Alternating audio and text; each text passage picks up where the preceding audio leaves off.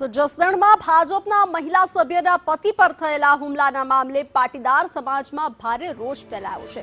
લાઠી plot ખાતે પાટીદાર સમાજની બેઠક યોજાઈ, જેમાં આગેવાન દિનેશ બામભણિયા ખાસ ઉપસ્થિત રહ્યા હતા। બાદમાં મોટી સંખ્યામાં સમાજના લોકોએ રેલી કાઢી પ્રાંત અધિકારીને આવેદનપત્ર પાઠવ્યું। સમાજે હુમલામાં સંડોવાયેલા પાલિકા કર્મચારીઓ સામે કડક કાર્યવાહી અને સસ્પેન્શનની માંગ કરી છે।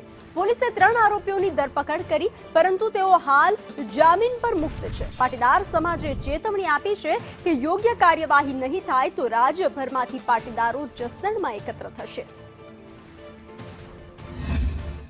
જસદણ નગરપાલિકાના પ્રતિનિધિ એવા છે અમારે કોડિયાભાઈ ઉપર અસામાજિક તત્વોએ અને નગરપાલિકાના જ કોન્ટ્રાક્ટમાં કામ કરતા લોકોએ હુમલો કરતા સમાજની અને જસદણ તાલુકાના તમામ નાગરિકોની લાગણી દુભાણી છે।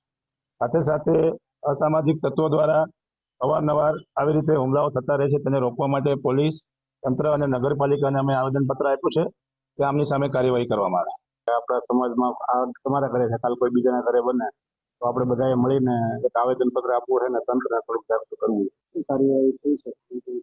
હા, પોલીસ સ્ટેશનમાં ફરિયાદ FIR થઈ ગઈ છે અને અમને અંદર લઈ લીધા છે, પણ આવો બનાવ બીજી વાર ન બને અને આમ પબ્લિકને સભ્ય હોય કે કોઈ પણ હોય એને પૂરતો સરકાર તરફથી ન્યાય મળે।